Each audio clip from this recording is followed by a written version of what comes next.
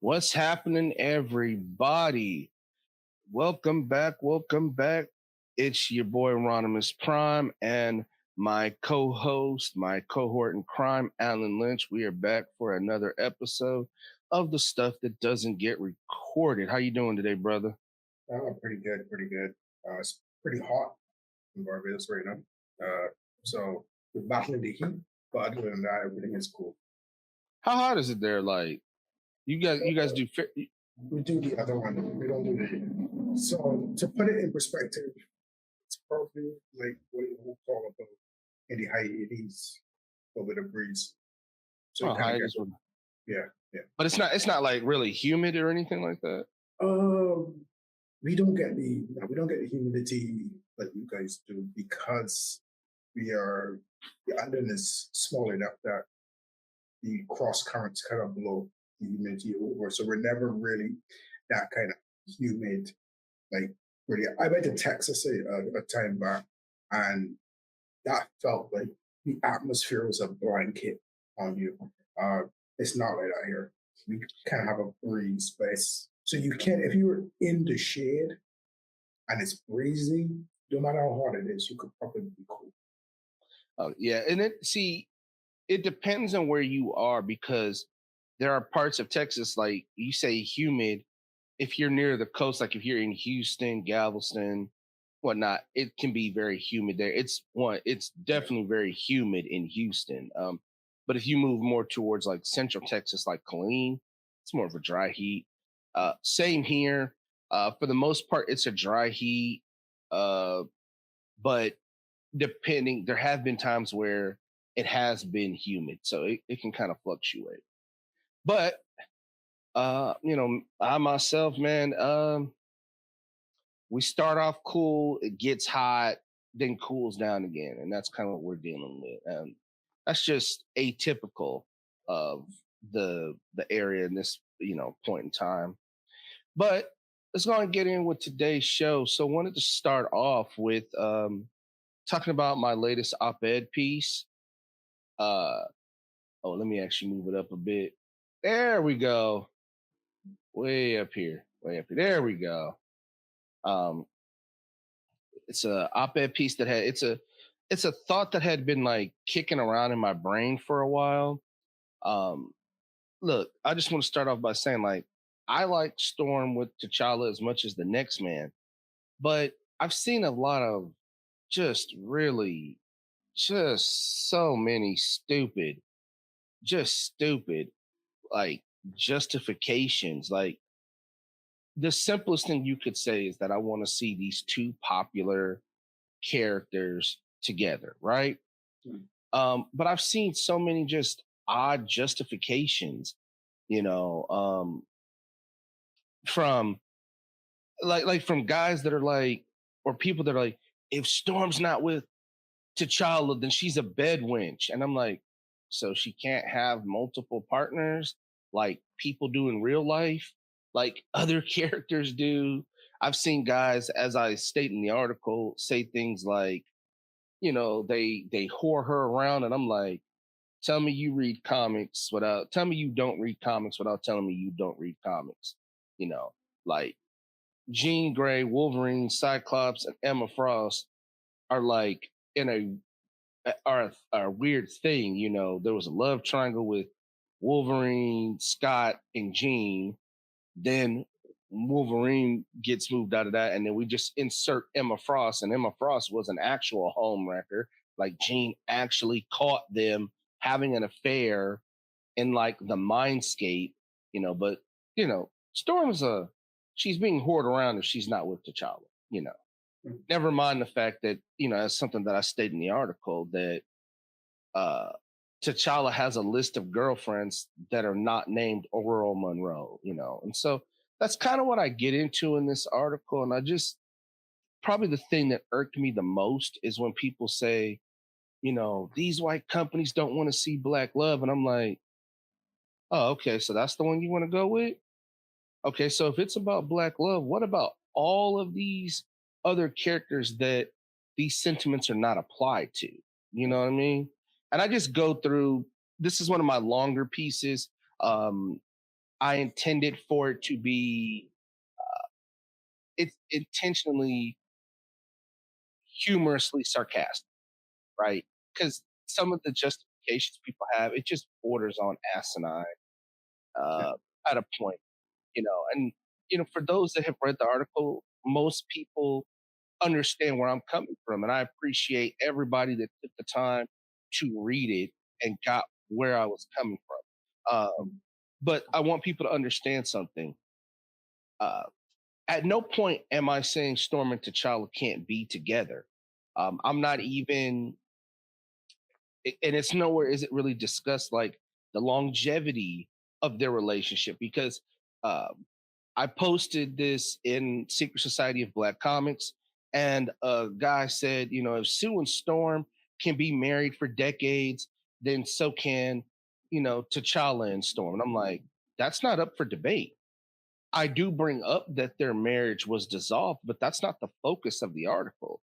And so it's comments like that, brother. I just be like, So if I had to cut in and say something, uh, I tend to always look at things from a technical. I don't look at. It's interesting when people kind of talk about comic books, movies, uh, whatever, as though the characters are real or have a personality or have some kind of control over the situation. I tend to look at things from a technical standpoint.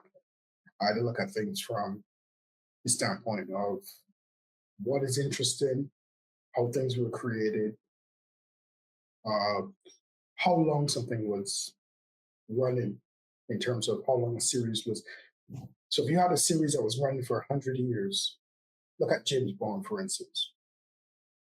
The original Sean Connery James Bond has a different flavor. He does different things because the culture is different compared to if they do a James Bond next year. They couldn't do the same uh, things culturally because we've it's, we've drifted from that. So yes, someone would say, well, look at Reed Richards and Sue Storm, right? mhm, The difference is they were created as a family. Even if they got that's for sure. married, even if they got married, let's say they weren't married in the beginning, it was still created as a team with that as a part of the evolution. Storm and T'Challa, they weren't created together. No, When I say that, right? So it's a case of almost like somebody shipping them together. Everybody kind of like see concept, right? yeah, What you'd have to probably do is look through comic book history and see how many couples kind of started as couples and span the test of time versus those who were joint afterwards and they decided to keep them together. You know what I mean? yeah. So, you made an interesting point though, which is if the concept is black love that everybody's kind of looking for, there are other characters that they could Yeah, look at. it, You know it's what I mean? it's it's it's like why? Because like to address that point, like once again, the longevity of the relationship is not what's at question here. Them being together, because one of the things people cite is Eric Jerome Dickey's Storm miniseries, which I bought off the shelf when it was brand new. So I know what you're referencing, but most of you're so infatuated with this, you don't realize that what that series does is retcon and expand Marvel Team Up 100, which is the backstory, I believe, that links Storm and T'Challa together, right? Like you said, Mhm. those two characters were not created together, but they decided to pair them together. And that's, you know, all fine and dandy. Um, but to your point, sorry, excuse me. Um, oh shit. I had a thought and I fucking forgot it. What is? Oh my god, hold up. Sorry about that, folks. Shit, I had to look at some notes. I fucking forgot what the hell I was gonna say, but no, I mean, the thought of like, or the one of the justifications is like being black love. It's like, okay, I go with that, but that sentiment is not applied equally to all of these other black characters. It's like you all want black love, but then why not celebrate it with Salmon and Misty Knight? Why not do the same thing for Blue Marvel and Monica Rambeau? And these are all characters that I mentioned in the article. You know, the reality is, Are these characters in relationships? I honestly don't know. These are they characters. are. They are. I don't know if Blue Marvel and Monica Rambeau are still in a relationship, but I know they were during Al Ewing's Ultimates, because that's the story where because that's the story where Blue Marvel, he tells Monica, he's like, basically like he's disappointed in the way that she uses her powers because he realizes she's capable of so much more uh, than the way that she uses them. And so, I definitely made her near the end of the article a focus because, people that love Storm, I love Storm, and they're like, she's so powerful and all this other stuff. But I'm like, I don't think you realize how powerful Monica really is. Like, Storm was recently cosmically powered, but Monica, every day, all day, is a physical representation of the electromagnetic force or the electromagnetic spectrum, which is one of the four fundamental forces of the universe. You have the weak force, the strong force, gravity, and the electromagnetic force or electromagnetic spectrum, which is where the name comes from, spectrum, you know. And in that, when you look at the electromagnetic spectrum, that covers uh, electricity, that covers magnetism, that covers gamma radiation. And I make a what I like to think is a really good analogy with that. You know, Yeah. So they're like at any point in time, her powers cover all of this. Plus, what in doing just some additional research, like we want to talk power, but based on Monica's power set, Monica is functionally immortal. Like she has no set form. If she becomes photons, there's no aging there. She's got the speed and everything. And so, bottom line is the whole so art. so you said it's because you think they want to pair the most powerful black couple in Yeah, Marvel. it's Or, it's the it's the I it's the think it's I think it, it's I think I think it's a little different. I think they want to pair the most popular black couple in Marvel. So let's go on the scale of who's the most popular black female Marvel character. Arguably, most likely Storm and Black Panther. So I think that's where kind of I would argue it's more popularity and fan base popularity versus actual cosmic powers and that kind of stuff. no. What I'm saying is like when you over the years, right, I've seen people use those as part of their justification. When the reality is, if you take into account a lot of what people say, it's the Black Power fantasy. And what fuels that is that popularity. But if you start really like taking some of those things individually, there are other characters that do those things better.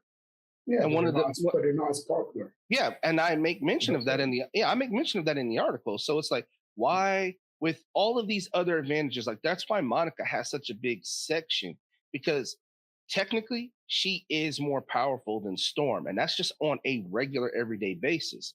So when you remove that, and like even with T'Challa, right? If we remove T'Challa's bankroll, right, you can go back to what's his name, Reginald Hudlin's run. T'Challa doesn't beat Killmonger. Killmonger's about to kill him. Monica Rambeau actually steps in and kills Killmonger because of some other things. So that was somebody that could fight better than T'Challa. There's people that are stronger. When you Yeah. want to talk intelligence, Blue Marvel enters the chat. He's every bit as smart. So one of the things that I lead to in the article is, so then why Storm into T'Challa? And it's like, And popularity is the popularity is it. popularity is, well, that's not it. What it is that its popularity is the, I'm paraphrasing myself. It's the Mhm. atomic fuel that fuels. It's the atomic energy that fuels that Black Power fantasy. So it's not a either or. It's a hand in hand. Those things go together. It's popularity and this Black Power fantasy, because a lot of the justifications and things that people come up with, you could apply those to other characters, but you don't. So, and this is just what the article leads to. This is what I believe it leads to. And, it's gotten a fairly good response. And then, as I was trying to state earlier, it's gotten responses from people that it's like, did you read the article? Because based on what you said, it clearly tells me you didn't read this shit. And that's one of the things that annoys me, is when people make a comment and you either only read like the snippet that we put in Facebook post, or you didn't read it at all. So it's like, bro, how can you say this? And I actually had that happen with one of my last op-ed pieces. This dude said some shit, and I'm like, did you read the whole article? Because if you got to the end, you would understand what I'm talking about better. So You know, let me ask you a question. What is, in your opinion, the importance of Black love portrayed in comic books? my opinion on the importance, it's important. I'm not just saying that just to say it, but as much as you want to show, let's say, Sue and Reed, you do need to show a Black couple that's functioning, because there Mm. is so much out there that says that Black men don't end up with Black women, or that both parents are really single parents that are like co-parent, right? Mm, mm. Situations like that. Like, no, there are plenty of functioning Black relationships. And one of the things I even So, make so it, you uh, would say, if you by portraying a Black couple in a positive light, it would kind of negate some of the negative stereotypes that society tends to put on Black couples and Black families. yeah, Right. like, you know what I'm saying? Like, that's Mm, why I mentioned like Moon Girl, right? I'm like, if it's mhm, about Black love, because it's a bigger spectrum. mhm. And that's why I said so much of the article is just proving that your justifications are not what you think they are. The reality is you want the Black Power fantasy, because if it's about Black love, then that's important for a young character or young lady like tongue twister, Mm. Lunella Lafayette, who will eventually, and I do kind of mention this in the article, enter into her teenage years, have her first boyfriend, heartbreak, all of that stuff. That's still part of Black love. Like, if you know what I'm saying, it's not it is, it's a broad thing, and but people just apply like, these white companies don't want this. I'm like, you don't really want it because you don't really know what the fuck you're talking about. Like, look at everything you say, and it's like, and then look at how you apply it. It's like, that doesn't add up, because here's all of these other examples, you are all, not examples, but like characters you could be applying this shit to, or that exude that. Like, pretty sure Robbie Robertson married a Black woman. You don't celebrate Black love there, you know. I think I even mentioned, I can't remember if Cyborg's parents are both alive, but I'm like, pretty sure Cyborg got two Black parents, you know. Mm. You see what I'm saying? Like, it's a you can apply it to so many characters, whether they're uh mainstream characters or not. You know what I mean? Yeah. But you really focus heavily on these two. And like I said, I like the pairing, but I'm not oblivious as to why. Like, it is a power fantasy, Yeah. And As if I you, said, I look at things from a technical standpoint. Uh, Arguably, you would make more interesting stories if they're not together. There's more flexibility without painting them in a negative light. So, you got to look at things like that. I always look at things like company, it's thinking about sales, IP, that kind of stuff. Look at if Marvel is was willing to break apart Spider-Man and Mary Jane, That's Storm, exactly what I was thinking of. Like, Storm and T'Challa is nothing. That is light. exactly. That's light work. So Oh my God. Thank you for saying that. Like, for people that are like, oh man, these white companies don't want this. And I'm like, really?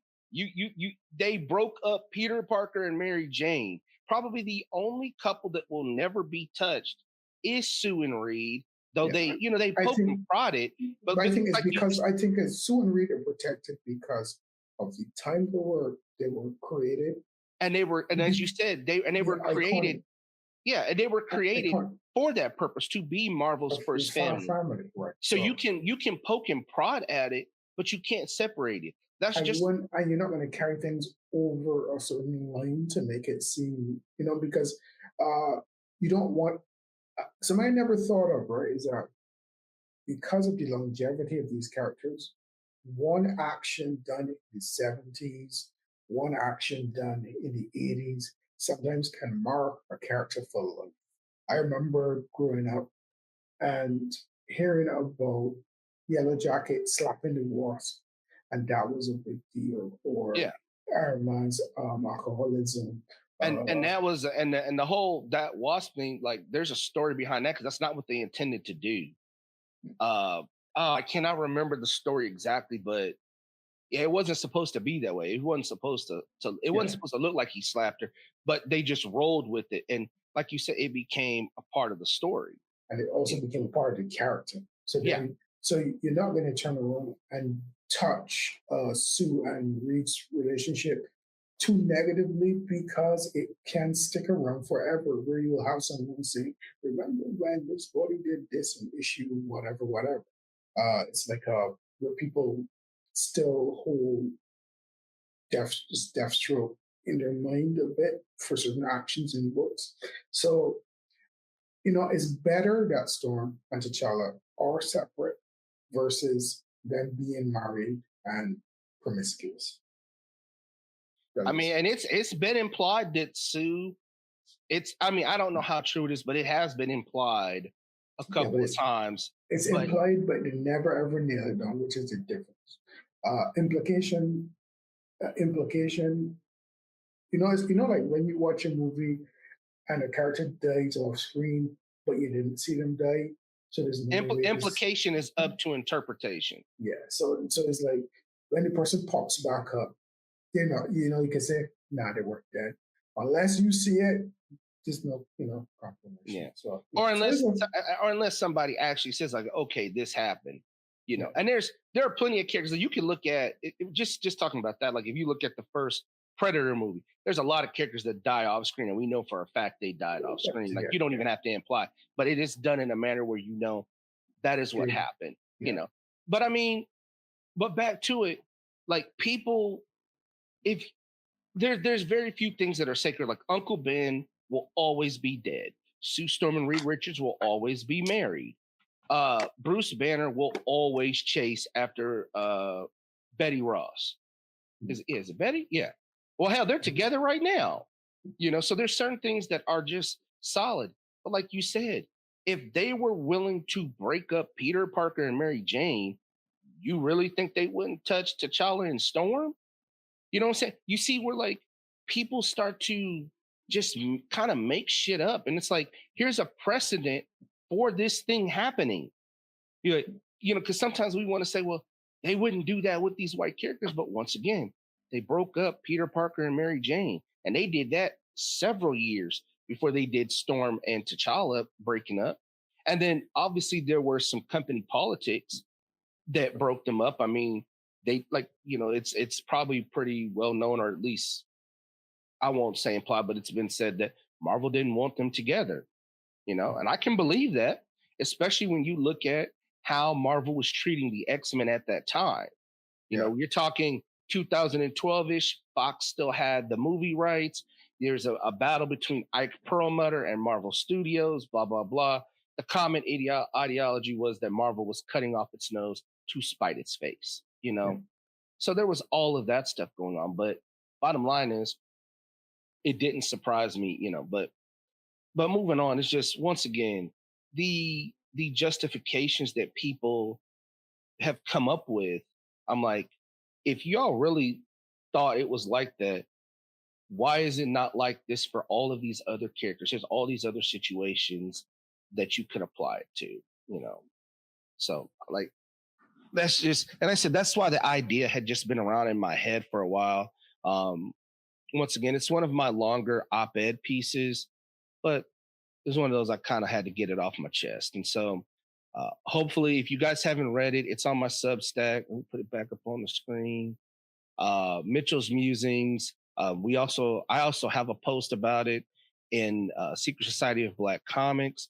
You can go there and click the link, or once again go to Substack, and it's Mitchell's Musings, and it's Black loving comics.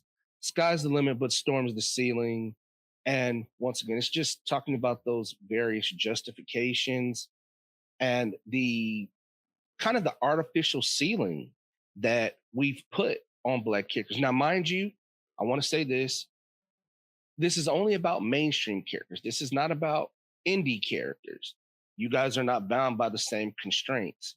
You know, but this is only about mainstream characters. And there were plenty of other like mainstream Black characters that I could have mentioned that I didn't. And if I did, it would just kind of be dogpiling, you know. I could have mentioned Nubia and some other things, but I didn't. And it's not that I dislike those characters, but it was long enough as it is, you know. So if you guys haven't read it, please read it. Let me know what you think, you know, and hopefully you enjoy it. There's now moving on. Let me get this on the screen here. You wanted to talk about this, and it's a woman, Knights of G, and we found that she had a very See, a lot of these comic book creators, Black ones, like to play sides a lot. You know, they like to jump on this side and this side. Watch all these posts that they're making talking about let's push indie comics, right? Let's push indie comics. A lot of y'all don't like each other. A lot of you got beefs, and I'm in them damn Facebook groups with y'all, so I should see y'all argue back and forth. A lot of y'all don't like each other. If anything else, an indicator of who likes who, watch their posts and watch the comic books they decide to mention and who those creators are. Because there's a whole lot of Black comic book creators they don't ever mention. And here's the other thing. It's not, you know, I'm not even going to talk about the fact that they don't even talk about kind of the Black book authors. Because why talk about them? Why, you know, this is comics, so we're going to stick to comics, right?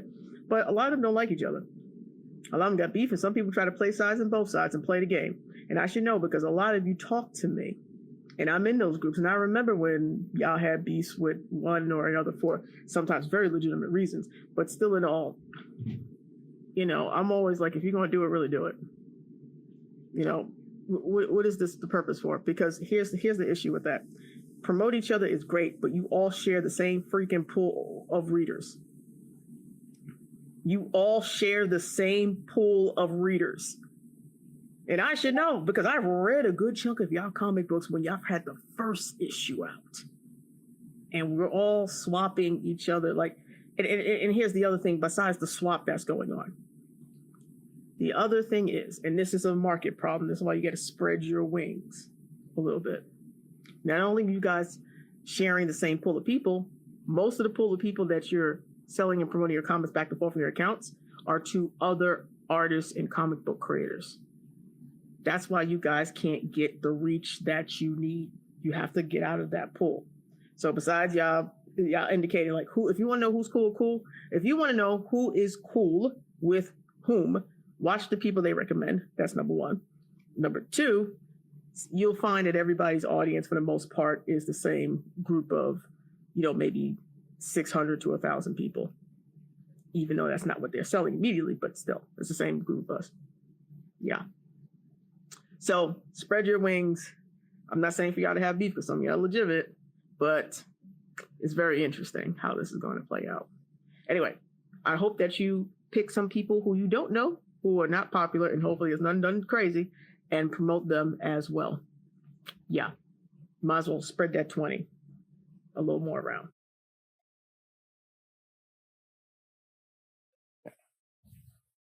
So that was an interesting piece.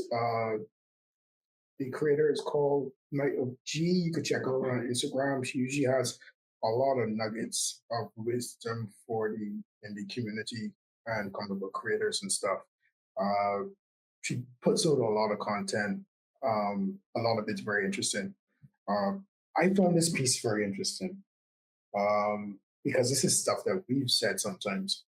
A lot of it to do with the same audience. A lot of it to do with the audience being creators.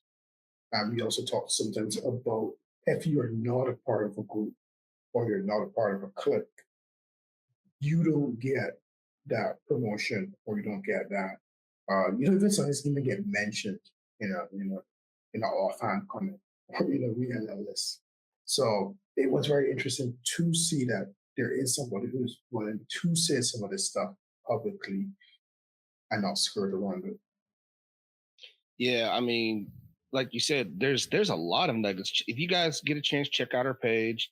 But there's a lot of things that she says that are just truths. I mean, and it seems like just since I've been involved, it's stuff that like was below the surface level. Like nobody wanted to bring it up, but it's stuff now that's starting to rise to the top. And there was another video, uh, and it was a young man, and he was talking a similar thing. Like, you know, I can't take them something, and I may be paraphrasing it wrong. I apologize, but it's something along the lines of like, I can't take the money that I'm getting from my Kickstarter to help back your Kickstarter because I have to take this money to make the thing that I'm creating. You know what I mean? Yeah, yeah. And it's just all sentiments and stuff that we knew was there that just people weren't speaking about. And I've had some conversations with people over the last like I don't say year, two and a half, and I think part of the reason why none of this stuff was really ever said was, as somebody tells me all the time, there was this like Black Panther social justice wave where it was like support Black, blah blah blah, and all that stuff, you know, and so none of this stuff was being said because who complains on Easy Street, when the champagne's flowing and the money's coming in, and now that that's dissipated, and we've moved out of that era, it's like now the truth is starting to come out, like Yeah. we've seen it, it's like, okay, this is the same people talking about the same people's books and whatnot. And it Yeah. seems like it's the same people supporting the same Kickstarter. It's like everybody's helping to fund everybody.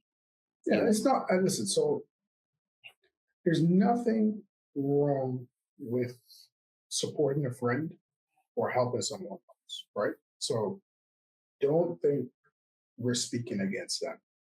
Uh, you do need that community support, but I always tell people, remember when we spoke to the beginning, I believe his name was Alan, uh, Sweet Pea, the writer of Yeah.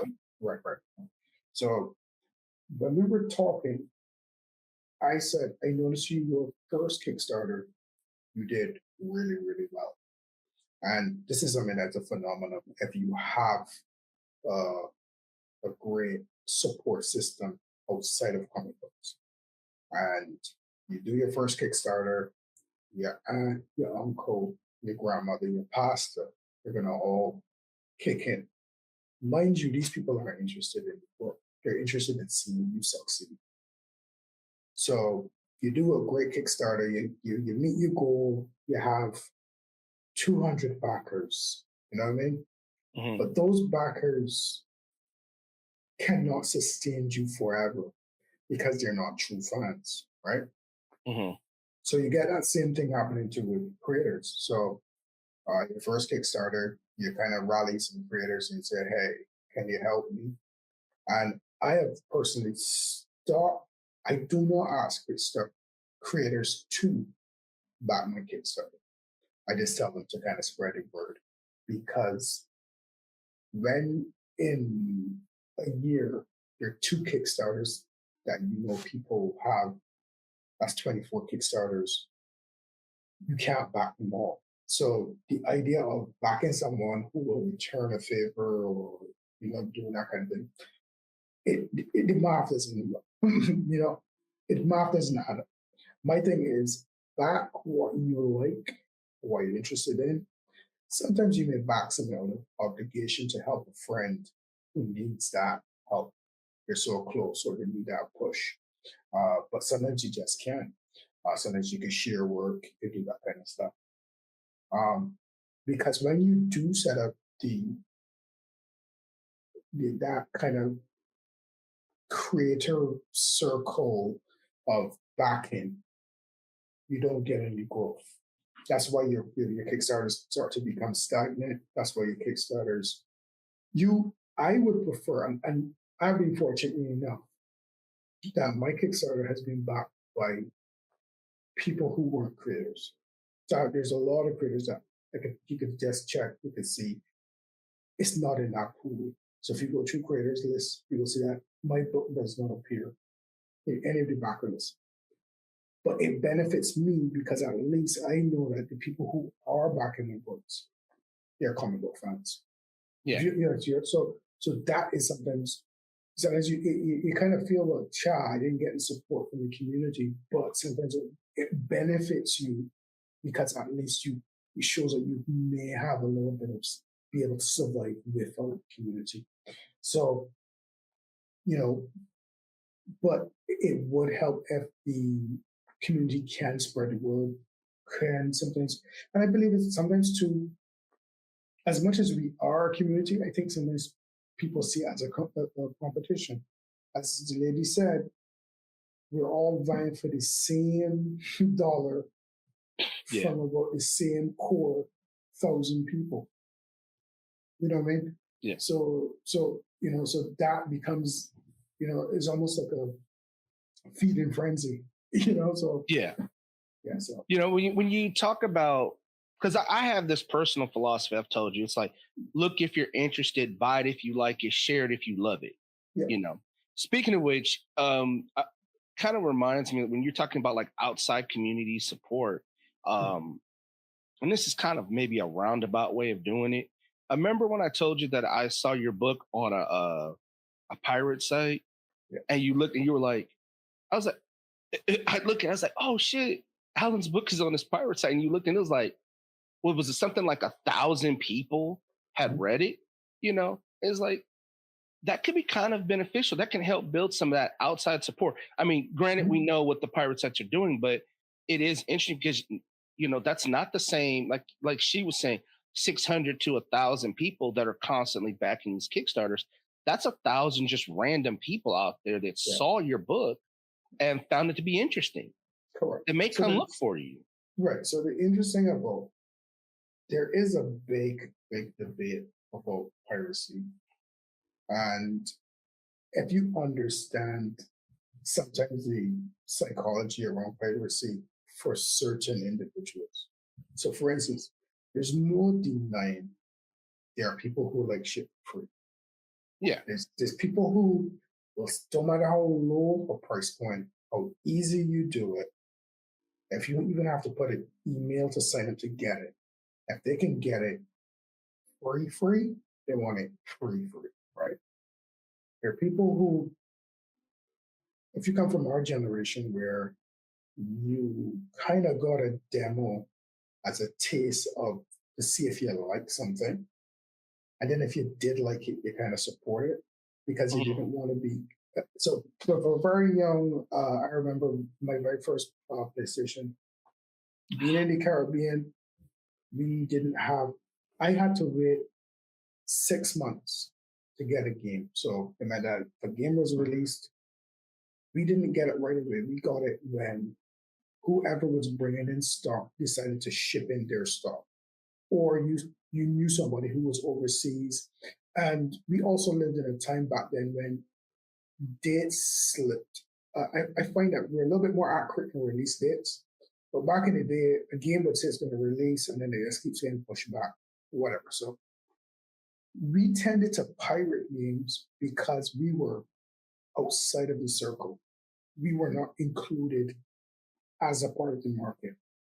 If you understand what I'm saying. Yeah. You're not on the distribution route. We're not a Like distributor. We were that's never intended to. We never were intended to be a part of the market. You know what I mean? So yeah. when you went on, when I was growing up, and you went on the Saudi site or whatever, and they listed the countries that you couldn't get shit or whatever, no Caribbean countries were there. We were an afterthought. We never were put in. So anything we got as just spilling off of the overflow. Yeah. So the point. Did it cost you guys a little bit extra, or to do what? was this? No, I mean uh, like when it did come, did it cost more? It was whatever the cost rate of importing stuff is. So usually there's okay, so when you import something, you expect to pay duties, taxes, and shipping.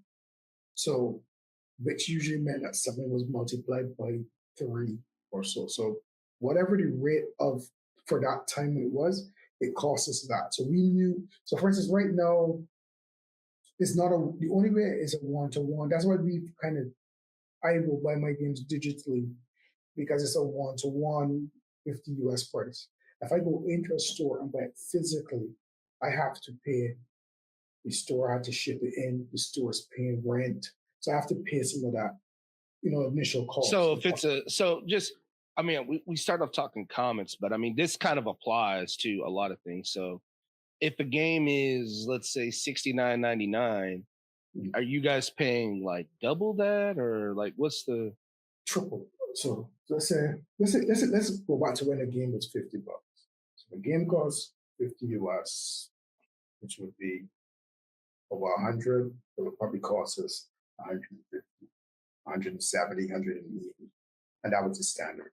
Right now, a game costs us about $200, which works out to be about 100. So these games that you're buying at 60 or so, they cost us like 100 US. When it goes up to, it's going to go up to like 120. So we pay a little bit more. But man, you know what? Look, this is a side note, right? This is a side note. Boy, I bet y'all are glad GTA 6 is digital. Boy. Well, it doesn't. No, you see, when you look at economies, right, it doesn't work. We are in a bubble where we are used to paying for certain things. If you get things cheaper, sweet. So it doesn't. Those who will adjust will adjust. If you understand what I'm saying. Bro, do you know? You know how much? But GTA 6 is even the physical copy is just a code to download. Yeah, I know. But the games start. What I'm saying is, y'all got to be glad, even though the people would adjust, because the game is $80 at its base and $100 at the deluxe edition. Yeah. So if you're paying triple, you want to get this ain't a physical. It's $300 to get a small piece of paper. That's literally what's going to come in the box. That's what I'm saying. Like, y'all got to be, because you see what I mean. So that's not a situation where people have to adjust. You're going to buy digital anyway. No, so you'll get the one for one. No, what I'm saying is, what I'm trying to say is, physical or digital. To say, well, we're happy because it's digital, it doesn't matter. The real we live is like, you either buy something or you don't buy it. If you're gonna put money aside. So for instance, if I want to buy GTA, I put down GTA money. I put it down for any time whenever it's announced, and it's just not an issue. But back to the original point is, by having a system where it makes it easier for people to get something, sometimes piracy, it will alleviate piracy. So when I was a kid, we pirated PlayStation games. But when the ability to get games readily, I stopped pirating because you're looking to kind of help the same industry, especially like I don't pirate games from indie creators and that kind of stuff. Because, if they're giving you demos, you play them. If you like it, you support. There are games that I've bought 3 and 4 times because of I've bought games on multiple platforms and I've only played them on one platform. The intention is to play them, but I don't feel the way it's because I'm supporting my favorite developer or whatever. So there are people who are going to read something on a pirate site, like it, and then say, I should really kind of support this guy. I'm not saying it's a large percentage, but so you never know. You look at it as marketing, look at it as exposure, because when you look at it, there are books that are not even worth pirating that do not even show up Yeah. because no one is interested. So you Yeah, mean and that's I remember that's what I told you, because when I seen it, I was like, oh shit, that's my boy's book, yeah, yeah, but bottom line is kind of, for anybody wondering like how did we get here? Because one, we like doing this type of shit, but two, it's like it goes back to what Knights of G was saying, like that's that 1,000 people that you saw do that. Once again, that's not the same 600 to 1,000 people that are constantly backing these Kickstarters. This is 1,000 people globally that probably don't even know that Alan Lynch is black. yeah. They saw it. It was an interesting concept, and like you said, you can't stop it. So you got to change how you kind of look at it. Look at it as marketing. Look at it as if it's 1,000 people, right? If You hope that 20, someone, if I'm just going to throw out a number, right? Because we don't have any data for that. We Yeah. know you were able to see how many people downloaded it. It's 1,000 people. 20% of those people go looking for you now because they want to buy your product. They want to see what else you got. That's 200 people. yeah, You know what I'm saying? So you look at it like 200 that. and 200 people outside of a Of the set audience. This is a let's not even global, say because yeah, we're talking black comics. That's 200 people probably outside of black indie comics, yeah, right? Outside of the black comic book community. Because once again, when I saw it, I sent Alan a screenshot. They have no way of knowing Alan is black. They have no way. So your color's not attached to that.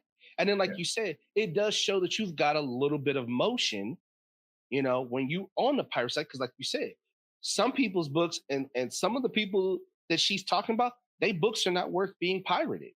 Like, why? Why would I don't want to waste a download. Trust me, I have downloaded a few books and I'm like, I want a refund. And I downloaded this. You know what I mean? It's like, why? You know what I'm saying? But bottom line is, y'all check her out. She has a lot of real nuggets, but she says a lot of harsh truths. And we've seen enough of her videos. I believe her background is in book publishing, yeah, which or is, marketing. And I think she yeah, also does like I think she does like a class. I promise to reach out to her and talk to her a bit. But yeah, yeah, I would love to get her on the show. Honestly, get her on the show and just talk to her because once again, there's so many things that she has said that me, Alan, and the other two admins of Secret Society of Black Comics have said in our own personal chat, and we're just like, how do people not realize these things? And kind of what helps me square that circle is going back to like as a person that I speak to regularly tells me that's that Black Panther social justice wave of support. You didn't think about it back then because you didn't have to, because the air was support Black, just support, support, support. But looking at it, it's like, how are you guys not prepared for these things? Or did you just ignore them? Because who complains or who thinks about things when the champagne's flowing and the money's coming in? If you don't get that analogy, that's from the Roaring '20s. Nobody was thinking about like what buying on margin and what real supply and demand was and all that stuff, because the money was flowing in. mhm, But sooner or later, you got to pay the piper. You know what I mean? And so she just brings up a lot of these conversations that are these not conversations, but these topics that if you had thought about it or you had gone into business kind of understanding, you'd be so much better off. Like, we're not going to spend much more time, but it's just like with reviews, right? I've said this, I think you've said it, it's something we've definitely talked about. Like, when you make a product for public consumption, which comic books are, you don't get to determine how people feel about it, but also understand that review is a part of it. That's why sites like Yelp exist. Think about restaurants and all of that stuff. You want to support, but if you get into it and you don't think that somebody's not going to have an opinion on your work, or you only want it from quote unquote verified sources, like you got another thing coming. Even this podcast, with our successes and our mistakes, people can have an opinion. People can do a review on it.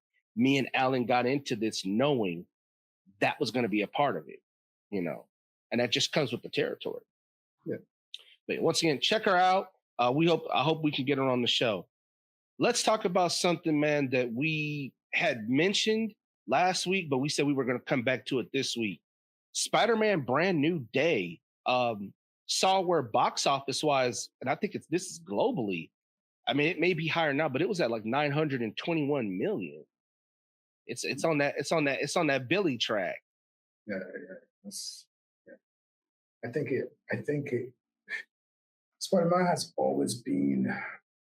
It has always performed kind of well. You know, just people have a special place in the heart for Spider-Man. He's like one of the true iconic characters. There's a lot of really true iconic characters, but Spider-Man has just been one of Marvel's staples. He at times has been their most successful solo hero, but he's also, depending on how he was written, like been one of their biggest detriments. I mean, the Clone Saga of the 90s, retailers were actually sending books back. You know, this is stuff I learned when I got back into comics. Like retailers were sending books back, but Spider-Man is tried and true. And I think we even see it with not just Peter Parker, but with Miles Morales also. And we're also seeing it with Spider-Gwen too. It's just that when those characters get hot, they just flooded the market with the product. Same with Harley Quinn. Like DC did the same thing there. To the point it's like you kind of diluted the effect. But, you know, once again, Spider-Man, it doesn't surprise me that this movie has done 921 million. I mean, though there are some prevailing theories that it happens after Doomsday, or a good chunk of the movie happens after Doomsday. And considering it's been a little over a week, we'll talk some of the things that happen in the movie. Yeah, one of the probably. things, I haven't read or I kind of stayed out of. I haven't been looking up anything to do with Doomsday, because one thing I'm learning about, or one thing I learned about fandom is these guys can make some guesses, and these guesses can spoil the shit out of stuff, because I don't know if it's insider information or just pure knowledge. The amount of stuff when you see people read into things and my hat always goes off to them. These people are, you know, when you got a forward fan base, there's nothing like a fan base that can, you know, go into the minute details and all this bullshit. Oh yeah, look at Star Wars. That's where was it Blue Harvest? If you guys remember the Seth MacFarlane Star Wars parody that he did, Blue Harvest. Was it Blue Harvest? It was Blue Harvest, right? Bottom line is, it was either Blue Harvest or Blue Moon. I think it was Blue Harvest. I have it actually, but it's their Star Wars parody episode. The name comes from the code name that they used to film. I believe it was The Empire Strikes Back. It was either Empire Strikes Back or Return of the Jedi, but that was the code name they used. Which, by the way, guys, if y'all didn't know, when they shoot films, pretty much almost all of them, they shoot under code names. You know, not all of them, but a vast majority, especially these high-profile films, they shoot under code names. But I try to stay away from spoiler stuff. I mean, like I said, it's been a little over a week, so it had already been leaked that Jean Grey was in the movie. Yeah. So was that leaked, or was that a fan? I think it's a mixture of both, because I would see it in posts and I'd be like, why would y'all think this? And it's like, I think what happens is the leak, once it's out there and it seems credible, it takes on a new life. And so then from there, the fans, it's like it's like you tip over a glass of water, and then it spreads and it goes into all different little so rivers and things, some bigger. So for me, when I saw, I think I was trying to stay away from the trailer. I saw the trailer and I was kind of blown away. And I think I heard someone say it's Jean Grey, and I just kind of accepted it because to me, from a technical standpoint, it made sense. Uh, and why I say that is if you can seamlessly put these characters into your universe by giving them a backstory and something else, it kind of helps you not have to do the full origin. In it. So think of how Spider-Man came into the Marvel universe. That helped a lot with pushing his movie ahead without having to get into too much of the discovering who he was. You know what I mean? So we had him Yeah. in Civil War. So we kind of, start. So by doing it, and I was like, we know that the universe is rebooted. We know that they're trying to do a new X-Men. I just kind of was like, makes sense to me. Who cares? But here's I think here's the big difference, right? So I get what you're saying because that's really how the MCU operated was uh like there's no character that appears in the first Avengers movie that didn't appear in someone else's movie. So you don't have to use that movie to introduce that character, right? Which is what happened with Zack Snyder's Justice League. You had never had Cyborg in a previous movie, so now you have to introduce him in this movie, which bogs the film down. And which Ray Fisher said there was more to his character that was filmed, which we now see in the Snyder Cut, which I still have an hour and 40 minutes to watch. And I was already 2.5 hours in. I think the shit's like 4 hours long. Whatever. But the difference is that the mutants lived in a completely separate world than most of the characters in the MCU.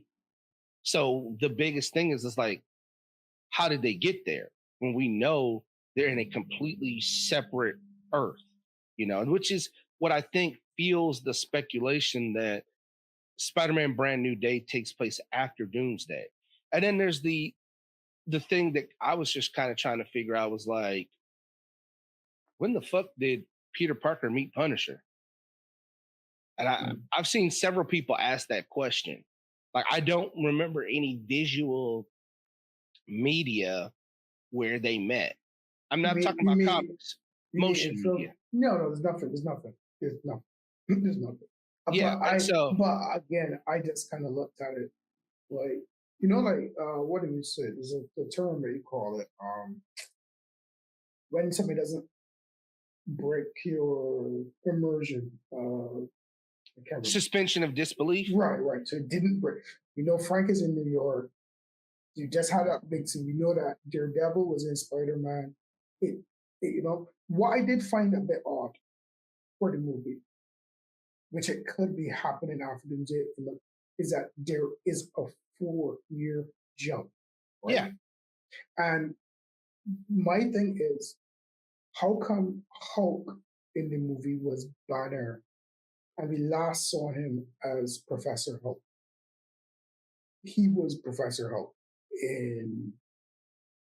I believe he was Professor Hulk in the She-Hulk series. Yeah. I mean, pretty much from, was it, in game on, he was after Thanos beat Raging Hulk into pacifism. I'm sorry. He beat that. He beat Raging Hulk to the point Hulk didn't want to come outside no more. Hulk turned, in anime terms, Hulk turned into a NEET, NEET, not in employment, education, or training. That motherfucker was a shut-in. He didn't want to come outside at all. I kind of see it a little different, but anyway. But I saw. No, go ahead. No. I saw a little because it.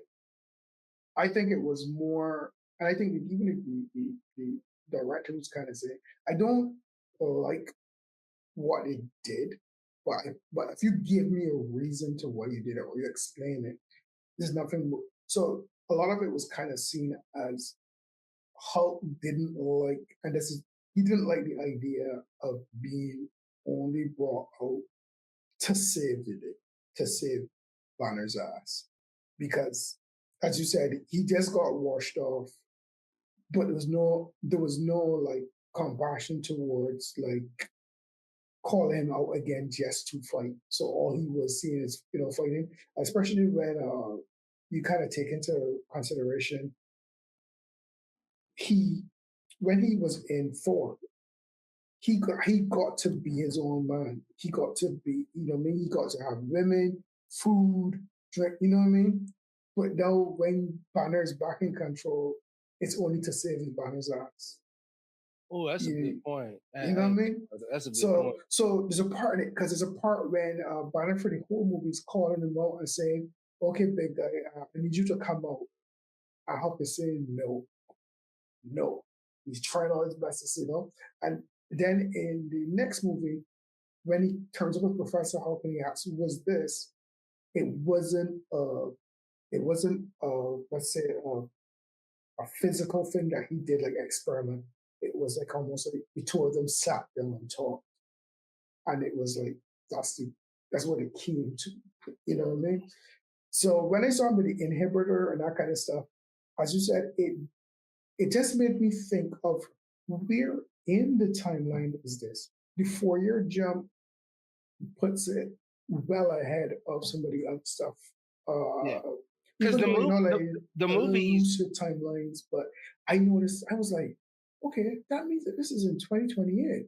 And then the other part of it too, they had May die in 2024 because yeah, it's on her tombstone. And if he then turn around and fight 4-year jump, it means that they're in 2028. yeah. I mean, they had to do the jump because at the end of Endgame, they were 5 years ahead. That was Endgame was what 2018, 2019. Yeah, it was like so they were 5 years ahead due to COVID and some other stuff. The movies were damn near catching up, so you got to keep it ahead up. I just think there's a lot of little telltale signs, and not just me, but other people are like, yeah, it could be a plausible thing that the movie takes place after Doomsday. Yeah. Even the post credit scene. Well, actually, okay. So the post credit scene, I think more so implies like the across the Spider Verse type stuff. That's how I took it. But the bulk of the movie, I'm like, I kind of see the validity in it taking place after Doomsday. Plus, I'm like, I don't know about you, but I still ask like, where the fuck did Peter work that he could afford rent, and then the setup that he has, like that 3D printer he got ain't cheap.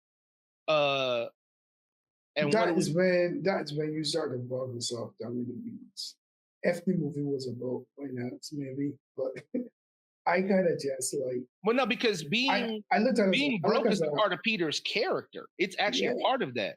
Yeah. And so what the other guys are doing, like Ned and MJ are gonna have careers in like engineering and aerospace.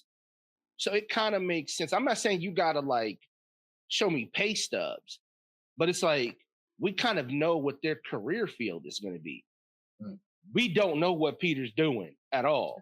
Like, yeah, but he could have made some of that stuff. He is a genius. He is people do neglect that a lot.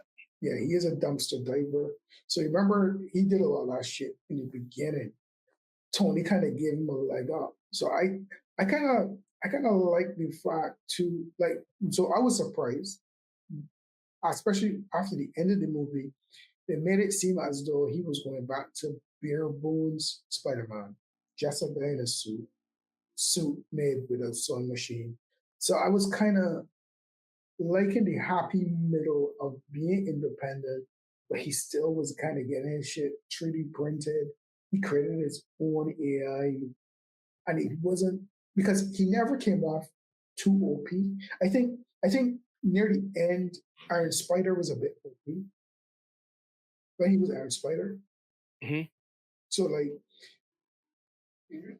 this brought him back down a notch, which kind of made it, which made it interesting. Or maybe it gave him kind of like a blueprint of what is possible. Yeah. Because I thought the same thing that you thought. I was like, okay, they are showing that Peter is a very intelligent person. Yeah. Like I think at one point, and this could just be speculation on my part, but I do believe that it was one at one point thought that like in a ranking list, like Peter Parker was like maybe top 15. I don't believe top 10, but maybe top 15, top 20, you know, capable people, like intelligent people. I mean, we've seen folks build stuff that were clearly less intelligent than Peter, but I like that they did, they brought the science back with them.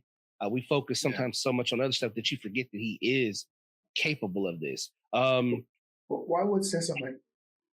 So when I went into the movie, the trailer kind of made it feel as though Scorpion was a villain, right? Mhm.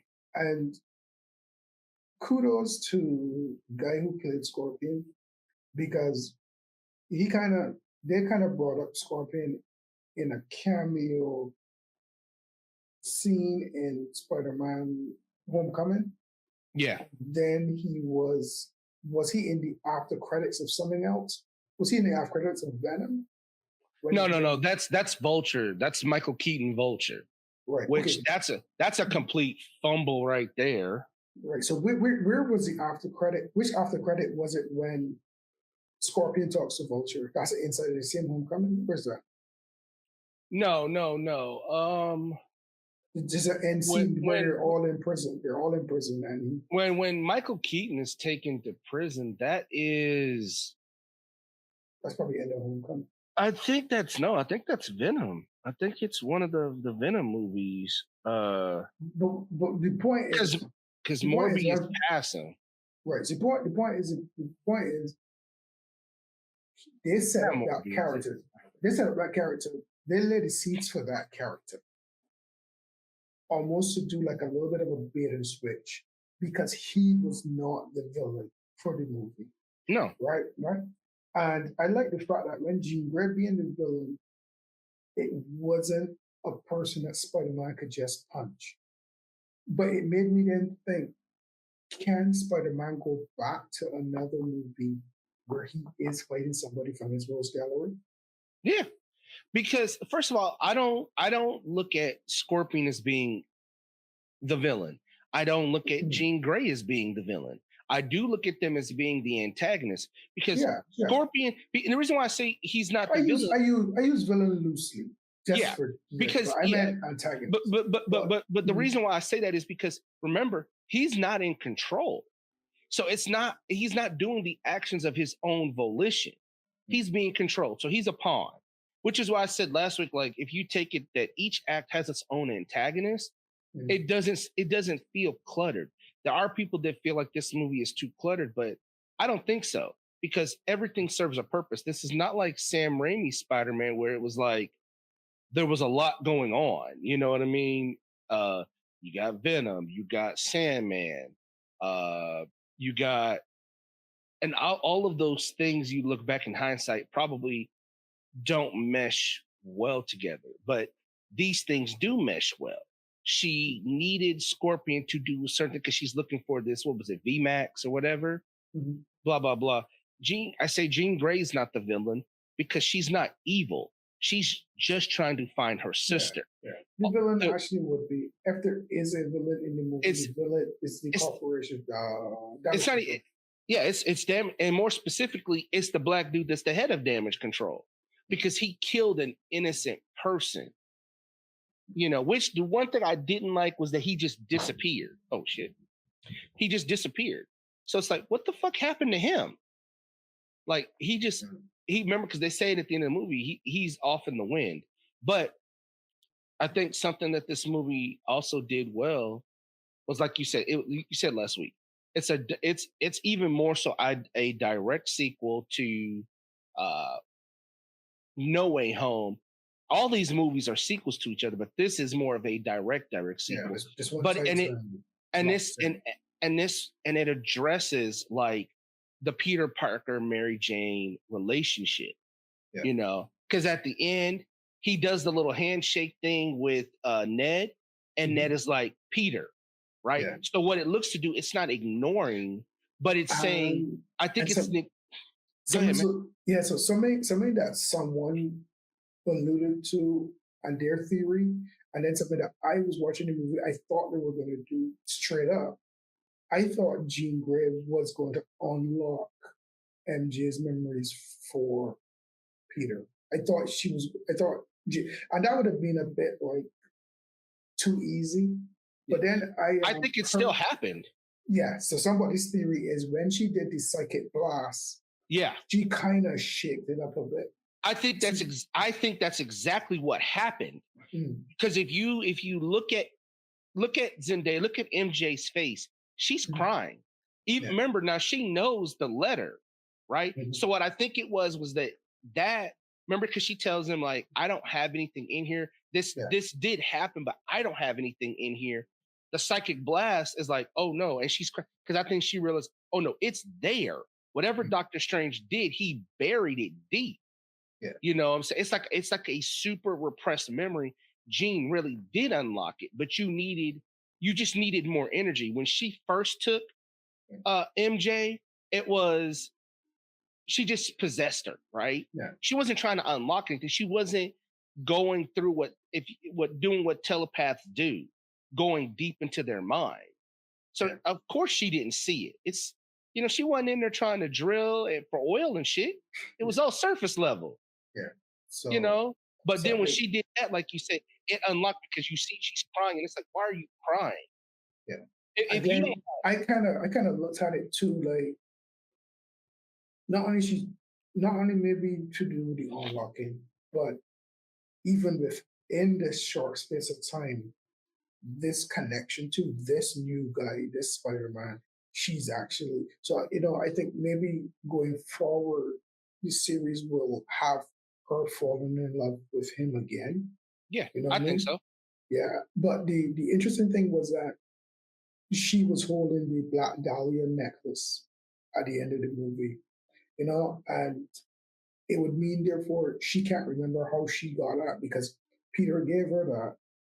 So now, just so there's always they did a great job of leaving you enough breadcrumbs for you to kind of decide what It's easy to put together because it's like, wait a minute, I have this. Why do I have this? Things are not adding up. Plus, I also think enough got shaken up that she realizes this was not just somebody that she probably dated. This was somebody that she was in love with. This was somebody that, considering what she knows now and what she's now remembering, that's a shock to the system. Like to save a lot of things, this is what Peter gave up. Yeah. What has it been doing to him? This is why he looked this way. So it's kind of like you find out this harsh truth. You thought it wasn't there, but it really is there. It's like, holy shit. And then you add on top of that, 4 years have gone by. You know what I'm saying? And even Mary Jane had always said that something was a little off, but she just couldn't place it. Yeah. And now the truth, and it's like, I think over the next couple of months, it's going to be falling in love all over again. It's like falling in love for the first time. Yeah. And how I'll be interested to see how they deal with that. What was interesting for me, and strange enough, I was watching a YouTube video before the movie that had nothing to do with this, where someone was kind of talking about how telepaths in the Marvel universe technically are some of the most horrible people. Right? Yeah. Right. And they were talking about how powerful they are, and they were talking about things like unlocking, telling Bobby he was gay and wiping somebody else's mind and different things. They were saying that was I think that was Emma Frost who did that. Emma Frost is the one that made Bobby realize he was an Omega level mutant because she took him over and she did things that he didn't know that even he was capable of. Yeah, so the person was talking about different things, like what different things Jean Grey did in the comic, and saying she was powerful, right? But what was interesting for me because again, even though I knew Jean Grey was in the movie or believe she was in, the way how the movie goes about, she doesn't come into, don't quote me on it, but let's say about the second act, So Yeah, like it's the second act. you totally if you went and you could have forgotten. I forgot she was in it because in the trailer I thought she was somebody who was just going to be saved. I forgot she was in the movie, and the movie had this kind of dark horror like feel. Uh, but when I saw what she was doing, I was like, shit. To me, this is the most powerful portrayal of a telepath I've seen in the superhero Marvel universe for a long time. Not even I've never even really seen Professor X do shit like this. You could kind of I correct don't, me I don't, I on the don't. screen On screen, yes. yeah So on the screen. in the movies, yeah, because a lot of times they usually just show telepaths just kind of erasing people's memories, maybe taking them Reading over in the read, localized area. So just reading like their as they, thoughts, maybe yeah, reading their thoughts, saying, "Well, I can and take sense your fear," but exactly she was controlling people people. jumping. But I was like, "Shit, Yeah, this is some powerful." So I was like, "But why do like they did a little bit of they did two things to kind of make it to give it to dial it back." So she had a jump radius, which they kind of expanded in the end because remember she jumped beyond the 30 feet near the end of the movie. yeah. She was at like She jumped she was because she was she at jumped. about 3 to 4 miles by the end of the movie. Well, that wasn't the jump. The jump that was just a second blast, but the jump. Remember, she was able to jump into the operating room, Mhm. which was outside of her where they believe she could operate. And then the other caveat is that she couldn't get into Peter's head to control him. So going forward, probably there are people who can block her out, and she has that distance thing. But she's gonna be OP. I'm interested to see what they're gonna do with her in the movies. Yeah, it looks like to me where she's going is Westchester at the end. She's going to Westchester. So yeah, that's what it looks like to me. That's at least what I interpreted. I'm interested to see what they do with Peter because he's had to reconcile the beast within him, Mhm. you know, to the point where they made it very clear he's going to have organic webbing because Yeah, his web shooters and whatnot are not, you know, re compatible. yeah, but but I do like how they did that. Um, but there was just a lot good with this movie, but there was a lot that hints at it taking place post Doomsday or those movies because you could do you can move a lot in four years. Yeah. But let's wrapping it up, man. Let's what are you into, man? What you into? What you watching? What you listening to? Um, this week I was kind of busy, so I, I tend to play a game to relax called The Long Dark. It's a survival game. You live in the up north in Canada, and you have to eat food and shave off disease and shit. But it's actually more stressful than it is relaxing. So I was playing that. I was playing some Battlefield 6. But a lot of it was basically procrastinating. I was supposed to be doing some work to finish a comic book for September, but I've just been procrastinating on that. In terms of movies, I'm probably gonna watch The Long Walk. I'm gonna probably watch that this evening. And yeah, I haven't seen anything. I haven't seen anything. I watched Running Man last week. That was Mhm. pretty interesting. Yeah, that's it for me. Let's see. I just finished Ghost of Yote. Mm. Honestly, based on where I was, I should have finished this game like 2 months ago. But Mm. just getting some other things stable in my life. Do you 100% those games? I don't mind 100%. I don't care for trophies. Oh, So like yeah. if I 100% the game or if I get close enough, it's purely for satisfaction purposes. Like Mm. I want to know that when I'm done, I'm done. And so like with Ghost of Yote, when you beat it, the character's niece asked her to tell her a story and it gives you three choices. and you get to pick one, but that's really going to be determinant on like the the things that you haven't completed, right? But if you've done all of the major side quests and everything, it doesn't give you that option. It just That's a resets. smart move. I like that. It just resets you back to 6 months prior to the end of the game, and you could just free roam. Oh, Like I got like some little minor things like hunting some relics and shit. And I'm not fixing to go do that. All of the major like story side quests I've already done. Mhm. And there seems to be this trend in games. I don't like it personally, where like I beat the game and then it basically resets to before the final battle. Final Fantasy does that. Both Horizon games do it. Ghost of Yote does it. So it's just like, okay.